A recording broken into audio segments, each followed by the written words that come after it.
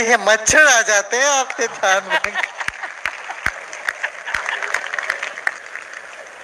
गुरुजी कृपया बताएं, क्या सूर्यास्त के समय सूर्य को देखना चाहिए या नहीं, या देखें तो उसका क्या फल मिलेगा? हाँ, सूर्य उदय और अस्तमन सूर्य और उदय सूर्य दोनों को देख सकते हैं।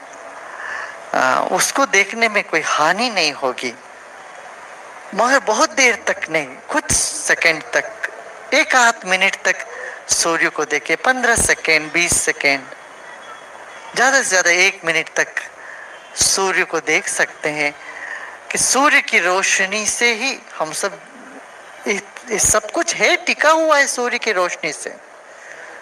सूर्य नहीं होता ना पृथ्वी, ना पेड़ पौधे, ना तुम, ना हम, ना कोई। यहाँ जीव का आधार है सूर्य, जीवन का आधार है, जगत का आधार है सूर्य।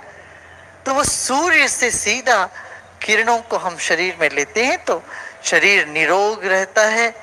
इसीलिए कहते थे कि हाथ में जल लेके ऐसे, जब तक हाथ का जल पूरा निकल नहीं जाएगा उतना देर तक सूर्य को देखते रहो। सूर्य को नहीं जल दे रहे हैं, सूर्य को कहां जल दोगे।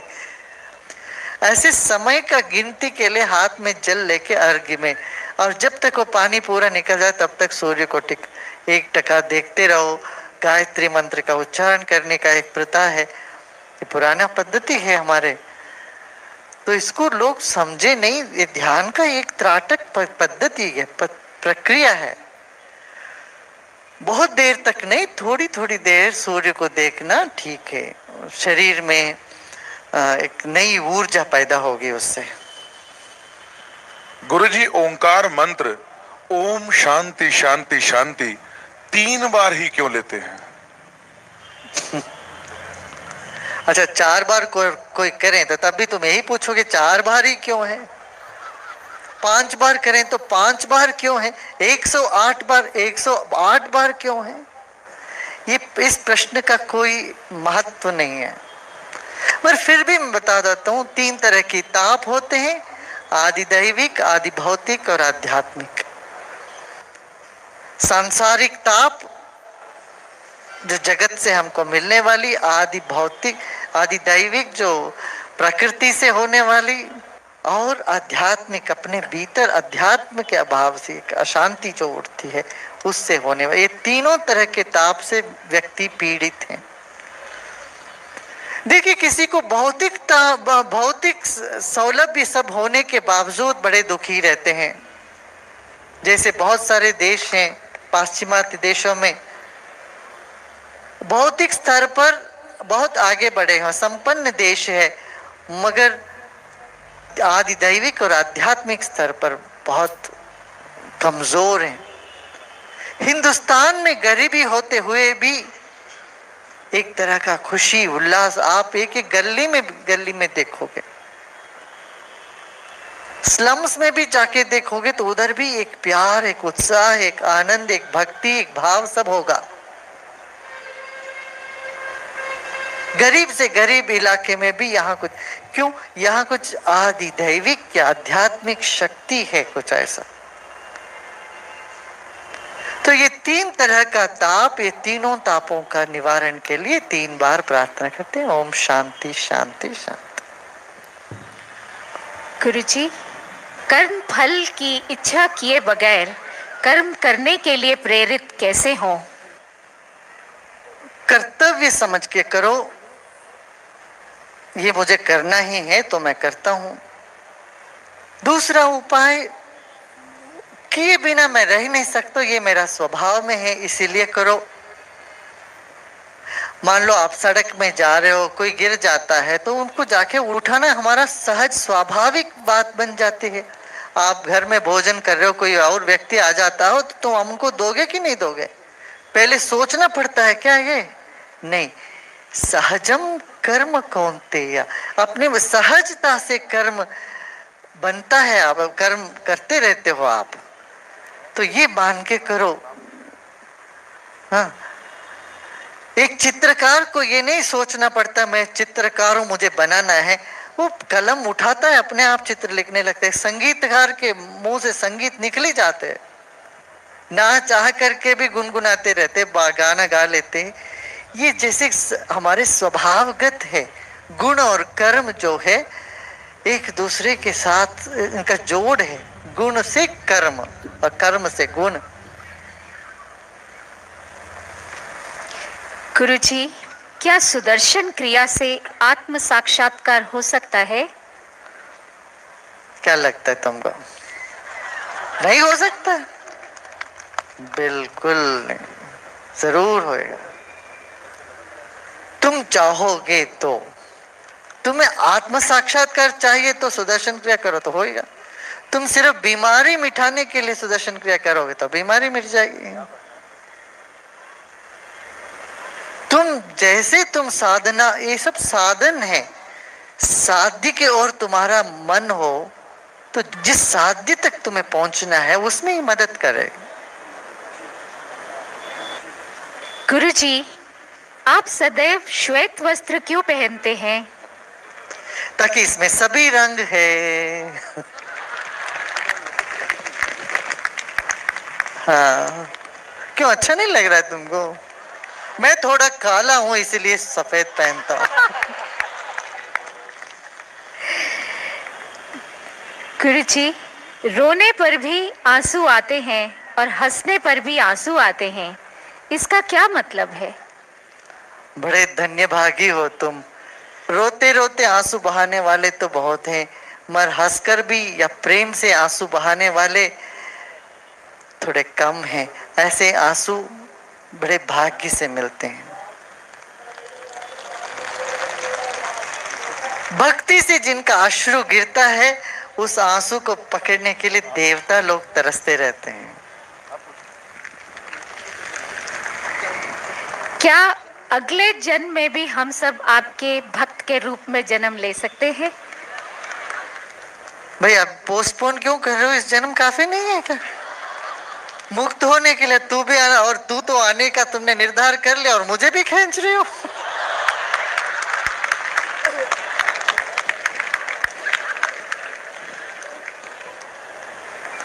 और कई हजार साल तक तो मेरा कोई प्लान नहीं है। बीच में तुम चाहे तो 10-20 बार आके जाना। गुरुजी, बच्चों को ज्ञान के रास्ते पे चलाने के लिए कोई युक्ति बताएं। ज्ञान को इतना शुष्क मत बनाओ, नीरस मत बनाओ। अब खेल खेल में बच्चों को ज्ञान देना। हमारे व्यास महर्षि जी ने इसीलिए ज्ञान को पुराण के रूप में इतना सुंदर रूप से गठित किया ताकि बच्चे बच्चे इसको एक थ्रिल के रूप में, एक आश्चर्य से सुने, अद्भुत के रूप में सुने। इस कारण से इन्होंने इतना एक कथा के रूप में बहुत सुंदर ढंग से बनाया। पुराण का अर्थ पता है क्या है? पुरे नवा इति पुराण। जो शहर में बिल्कुल मॉडर्न है, बिल्कुल नया है, उसका नाम पुराण है। हिंदी में जो पुराण है और संस्कृत में पुराण दोनों विपरीत अर्थ में है। हम कहते हैं पुराना माने जो बहुत पुराना, पुराण माने जो बिल्कुल नया है, अल्ट्रा मॉडर्न को पुराण कहते हैं। ये बात जानते हो कि नहीं? कितने लोग नहीं जानते थे? हाथ उठाना। पुराण का अर्थ संस्कृत में बिल्कुल ताजा नया, शहर में एकदम नया, नई चीज को पुराण कहते संस्कृत में। तो संस्कृत का अर्थ एकदम विरोध में है हिंदी के जो उसी शब्द का अर्थ से। तो बच्चों को जो कहा, आजकल उन कहानियों में बच्चों का रुचि नहीं रह गई, तो इसलिए खेल कूद के रूप में रसमय करके रसपूर्ण यदि हम अपना अध्यात्म को बच्चों को पेश करते हैं तो वो जरूर उसमें ऐसे घुल मिल जाते हो। गुरुजी, हाँ, आप कहते हैं कि कोई गलती करे तो उसे क्षमा करो, मगर कोई बार बार गलती करे तो उसे कब तक क्षमा करें? नहीं, बार बार गलती करे तो तुम्हें लेना पड़ेगा डंडा। दंडम दशगुणम भवेत कहते। बोलने में ये गुण है तो डंडा लोगे तो 10 गुना अधिक पावरफुल है वो तो। लेना तो चाहिए कभी डंडा, इस तरह से बार बार वही गलती करें। गलती करो मगर नई नई गलतियां करो, पूरे वही पुराना गलती बिल्कुल नहीं करना। ये वार्निंग देना उनको, सुनो वही भूल मत करना, दोबारा कोई नई भूल करो। गुरुजी, स्वधर्म क्या है?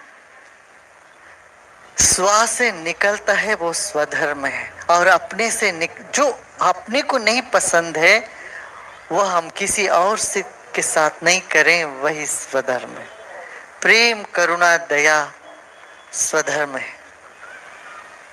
आत्मज्ञान में रुचि स्वधर्म है, और अपनी क्षमता के अनुरूप जो भी हम काम करते हैं वो स्वधर्म है। हमारे भीतर एक सहज प्रवृत्ति होती है, टेंडेंसी होती है किसी काम करने की, वह है स्वधर्म। किसी को सिखाने का एक प्रवृत्ति होती है, किसी को राज्य करने का, सब संभालने का, ऑर्गेनाइज करने की प्रवृत्ति होती है, किसी को व्यापार करने की प्रवृत्ति होती है। ये सब स्वधर्म का ही एक रंग है, रूप है। गुरुजी, मांसाहारी होना कितना गलत है, शाकाहारी होना कितना सही? सुनिए, आज तो संकल्प ले ही लीजिए। क्या यदि मांसाहारी हो आप तो आज इसे सोचें, नहीं छोड़ दो इसको, 3 महीने के लिए छोड़ दीजिए मेरे लिए, और देखिए आपके भीतर क्या प्रभाव, क्या परिणाम दिखता है। उसके आगे देखिए आप अपने आप वैसे चालू रखेंगे। प्राणायाम ध्यान जरूर करना। लाखों लोग दुनिया में जैसे सुदर्शन क्रिया करते हैं, प्राणायाम ध्यान करते हैं, मैं उनको बोलता भी नहीं हूं तो मांसाहार छोड़ दो, छोड़ ही देते हैं, अपने आप छोड़ देते हैं। तो किसी को ऐसा दिक्कत लग रही हो तो और जरूर सुदर्शन क्रिया करना, और लगातार 40 दिन तक प्राणायाम सुदर्शन क्रिया करना। फिर देखना आप नाम ही नहीं लोगे, आपके सामने ऐसा कुछ मरी हुई चीज, सड़ी हुई चीज पड़ी भी रहे, आप उससे दूर हो जाओगे, उसमें रुचि नहीं आएगी आप। गुरुजी, जब एक 68 साल का व्यक्ति अपने बच्चों के साथ ना रह सके तो कहाँ जाए? उनको भी लेके ऐसे सत्संग में आया। सत्संग भूल गए, इसलिए नैतिकता गिर गई। घर घर की बात होनी चाहिए सत्संग, मन मन की फैशन होनी चाहिए सत्संग। सत्संग के शौकीन बनो ना। जब लोग सब आएंगे ऐसे एक साथ में बैठेंगे, नाचेंगे, गाएंगे, ज्ञान की बात सुनेंगे, अपने जीवन को परख के देखेंगे, इस ब्रह्मांड के परिसर में, इसके बैकग्राउंड में जीवन कैसा ऐसे रह जाएगा, छोटी छोटी इच्छाओं के साथ या कामनाओं में कैसे फंसा रहेगा। बिल्कुल नहीं, आदमी तृप्त होएगा, मस्त होएगा। मनुष्य जीवन का उद्देश्य क्या है? जो जानता है वो तुम्हें नहीं बताएगा, जो बताएगा वो तुम जानता नहीं है। मैं तो बताने वाला नहीं हूं। गुरुजी, हरे कृष्ण कृष्ण कृष्ण हरे हरे, हरे राम हरे राम हरे हरे कैसा मंत्र है? उसके क्या फायदे हैं? भाई आप तो जानते हो, महामंत्र है, हाँ? हरे राम हरे कृष्ण का मंत्र बहुत बड़ा मंत्र है। तुम मेरे से मोहर क्यों लगाना चाहते हो उसमें, ये बताओ। आपको संशय है क्या?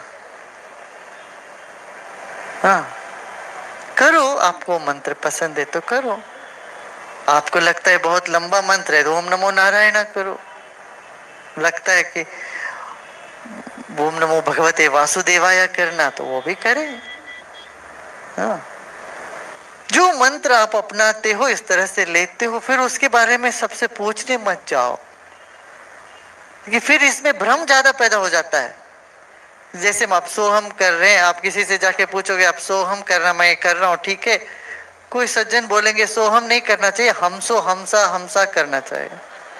तो हंसा हंसा करोगे, फिर किसी के पास जाके पूछोगे हंसा हंसा कर रहा हूं, ठीक है, अरे रे ये तो पक्षी है, पक्षी का नाम क्यों लेते हैं तुम? दासो हम करो बोलेंगे। और किसी के बाद दास दास क्यों बना बैठा है भाई, तुम सदा सो हम करो। अलग अलग पद्धति है, लोग अलग अलग बातें कहेंगे, इन सब को लेके तुम भ्रमित हो जाओगे। ऐसा नहीं करो कृपया। जो भी जिसके पास भी जो भी तुमने सीखा, ये मंत्र लिया, ज्ञान लिया, कोई सुदर्शन क्रिया करी, तो उसको लेके अपना अपने पथ पर चलो। हाँ, सबका आशीर्वाद उसमें मिल जाएगा तुम। गुरुजी, हम बहुत दूर से चलकर आपके दर्शन करने आए हैं, मगर जो चल नहीं सकता वो आपके दर्शन कैसे करे? सपने में मैं उनसे मिल लूंगा।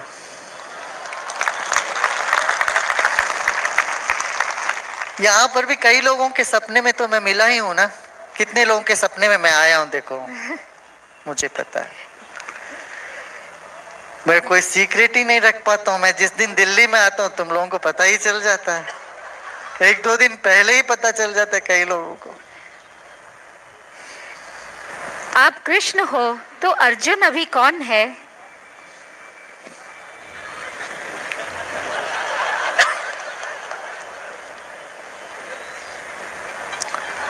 अच्छा, अर्जुन की जगह तो काली है, तुम्हें बनना है? तुम जीवन में किस अध्याय में हो बताओ, तब मैं बताऊंगा तुम अर्जुन हो कि नहीं। हाँ, तुम्हारे भीतर अर्जुन भी है, तुम्हारे भीतर कृष्ण भी बैठा है, और वो मन रूपी बुद्धि रूपी अर्जुन आत्मा रूपी कृष्ण के पास बैठे।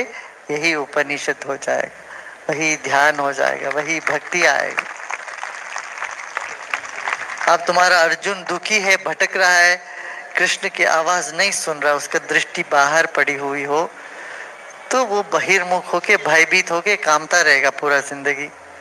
थोड़ा सा अंतर्मुखी होने लगता है तो प्रसन्न हो जाएगा, वही बुद्धि। गुरुजी, जो व्यवहार अपने लिए पसंद नहीं वह व्यवहार दूसरों से न करूं, ऐसा इंसान क्यों नहीं सोचता? ये तो मेरा प्रश्न है, तुमने कैसे मुझे पूछ लिया?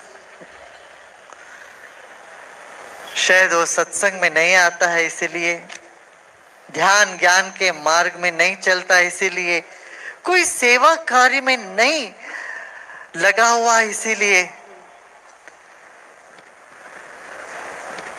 देखो, जो व्यक्ति बैठ के सोचता रहता है मेरा क्या होगा, मेरा क्या होगा, मेरा क्या होगा, 24 घंटे अपने बारे में ही सोचता है, तो वो मानसिक बीमारी से, डिप्रेशन से पीड़ित हो जाता है। डिप्रेशन इसीलिए आती है, सेवा कार्य में तुम लगोगे तो डिप्रेशन, दुख, दर्द, पीड़ा ये सब दूर हो जाएगा। इसलिए सेवा में लगना चाहिए सबको। गुरुजी, लोग गुरु के साथ रहते हैं, एक साथ रहते हैं, फिर भी एक दूसरे पर विश्वास क्यों नहीं करते? देखो, किसी भी संस्था में या समाज में 12 तरह के लोग होते हैं, 4 अच्छे, 4 कच्चे, 4 लुच्चे।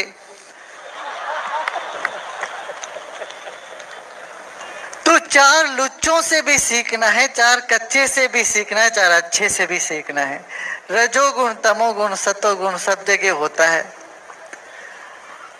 मगर ये 4 लुच्चे लोगों से अच्छे लोगों के भीतर जो कला है, स्किल है, कुशलता है, वो निखर के आएगा।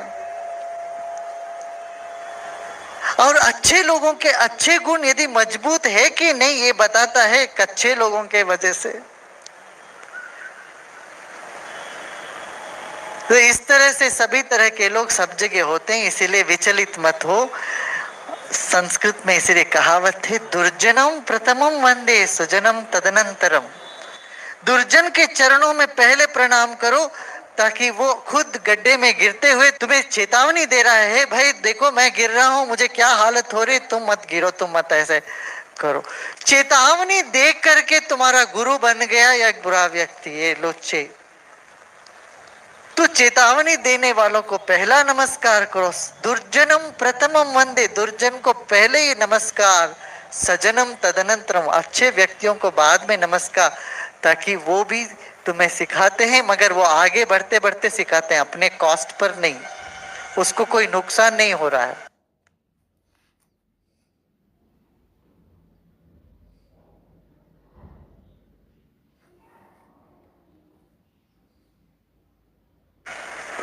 है ना। गुरुजी, धर्म, संप्रदाय और समाज में क्या अंतर है? अब 3 शब्द तुमने अलग अलग बताया, तुम ये तीनों का डेफिनेशन पहले मुझे बताओ, फिर मैं बताऊंगा क्या अंतर है। यदि तुम अलग अलग डिफाइन करोगे, तुम खुद ही ने उसको बता दिया क्या इस मत संप्रदाय धर्म क्या है, बोल दिया ना। हाँ, शब्दों का अर्थ हम देते हैं, जैसे हम अर्थ कहते हैं वैसे होता है। तो जैसे पल कहते हैं, पल, पल माने क्षण हिंदी में, तमिल में पल माने दांत, कोई कहते हैं पल पल पल माने दांत दांत दांत। शब्द एक ही है, उसका अलग अर्थ अलग अलग भाषा में हम लगाते रहते हैं उसको।